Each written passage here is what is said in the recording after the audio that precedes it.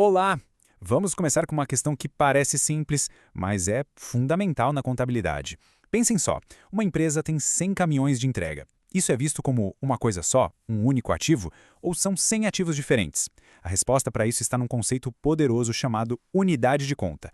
É ele que, no fim das contas, define a base da história financeira de qualquer empresa. E é exatamente isso que vamos desvendar agora. Pois é. Essa pergunta, ela pode parecer só um detalhe técnico, mas a resposta muda tudo. A forma como uma empresa define o que vai contar, ou seja, como ela escolhe sua unidade de conta, pode pintar quadros completamente diferentes da sua saúde financeira. A escolha não é só técnica, ela é super estratégica. E para a gente entender isso a fundo, nosso roteiro vai ser o seguinte. Primeiro, o que é a unidade de conta? Depois, por que essa escolha é tão importante?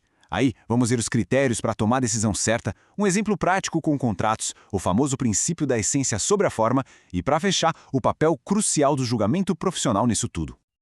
Então, vamos lá. Começando pelo básico. O que exatamente é essa tal de unidade de conta? Bom, a definição formal diz que é o direito, a obrigação ou um grupo deles sobre o qual a gente aplica as regras contábeis. Mas, para ficar mais fácil, pensem nela como se fosse uma lente de uma câmera. A contabilidade pode dar um zoom para focar num único detalhe, tipo um contrato, ou pode se afastar para ver o quadro geral, a carteira inteira. A lente que se escolhe, bom, é ela que define o que vai aparecer na foto financeira da empresa. Essa analogia do pixel, aliás, é perfeita. Se a gente olha para um único pixel, a gente só vê uma cor, não vê nada. Mas se a gente se afasta, a gente começa a ver a imagem completa. A unidade de conta é exatamente isso, a escolha do nível de zoom. O contador decide se vai mostrar os pixels um por um ou a imagem inteira, tudo para contar a história mais fiel possível da realidade. E olha que interessante, essa unidade não é algo fixo, sabe? Não é gravado em pedra. Uma empresa pode, por exemplo, reconhecer cada contrato de forma individual quando assinar. Mas depois, para avaliar o risco geral, ela pode medir todos eles juntos como se fosse um portfólio só. É um conceito bem flexível que se adapta para dar a informação mais útil em cada situação. Certo, mas, afinal, por que essa discussão toda em torno dessa escolha? É simples, porque o objetivo final de toda a contabilidade é um só: fornecer informações que sejam úteis para a tomada de decisões. E a escolha da unidade de conta é, nossa, absolutamente fundamental para isso. Basicamente, a decisão se apoia em duas perguntas essenciais. A primeira é: essa informação vai ajudar alguém a tomar uma decisão melhor? E a segunda é: ela está refletindo de forma honesta a realidade econômica do que aconteceu? Uma boa escolha de unidade de conta tem que ter um sim bem grande como resposta para essas duas perguntas. Mas como um contador faz esse julgamento na prática? Não é um chute, de jeito nenhum. Existem critérios bem específicos que ajudam a guiar essa decisão de agrupar ou não diferentes itens. No fundo, todos esses critérios tentam responder uma única pergunta. Esses itens estão ligados de um jeito inseparável na vida real? Se não dá para vender um sem o outro, se eles trabalham juntos para gerar dinheiro, então faz todo o sentido tratar eles como uma coisa só. É como o motor e o chassi de um carro. Juntos, eles formam um ativo que funciona e tem valor. Separados, nem tanto. E aqui, um ponto de atenção muito importante. Agrupar itens para formar um único ativo é uma coisa. Outra coisa, completamente diferente, é pegar um ativo e um passivo que já existem separados e simplesmente abater um do outro na hora de apresentar os números. São conceitos contábeis distintos com regras bem diferentes. E as opções de como agrupar são muitas. A análise pode ir lá no nível micro, olhando um direito ou uma obrigação individual, pode subir para um contrato inteiro, agrupar contratos parecidos numa carteira, ou até chegar no nível macro, analisando a exposição ao risco de uma carteira com itens que não têm nada a ver um com o outro. Cada nível conta uma história diferente. Mas é claro, sempre tem um pé na realidade, que é a relação custo-benefício. Será que o valor de ter uma informação super detalhada compensa todo o trabalho e o custo para gerar essa informação? Às vezes, uma imagem um pouco menos nítida, mas muito mais barata de se conseguir, é a decisão mais inteligente. Ok, vamos sair um pouco da teoria e ver como isso funciona no mundo real.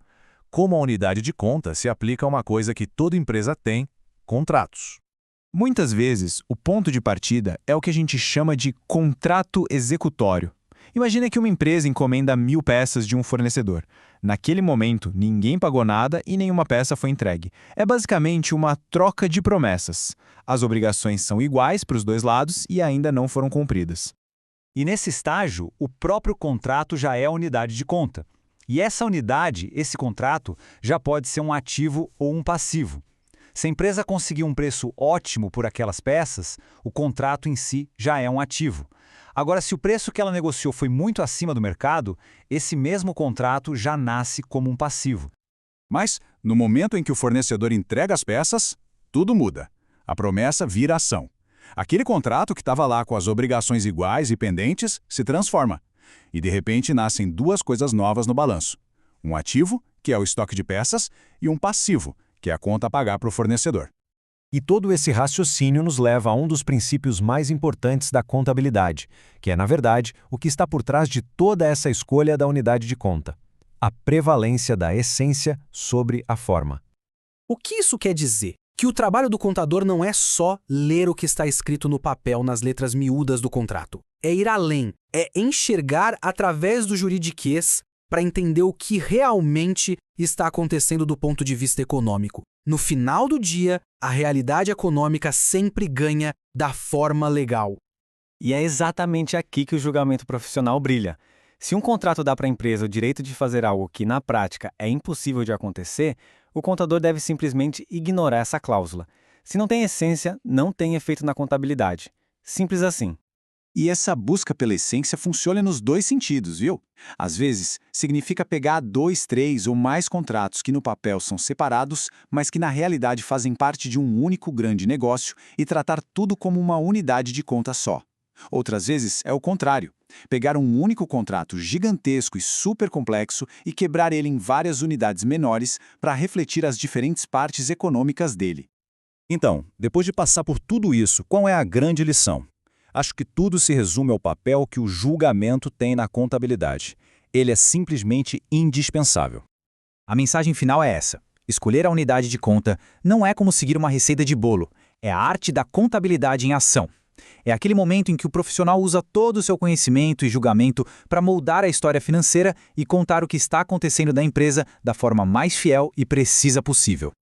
E isso nos deixa com uma reflexão que eu acho bem poderosa. Se essa escolha da unidade de conta, a decisão de ver a frota de vans como um ativo só, ou como 100 ativos, pode mudar a foto financeira, como isso afeta a nossa percepção sobre o valor e o desempenho de uma empresa?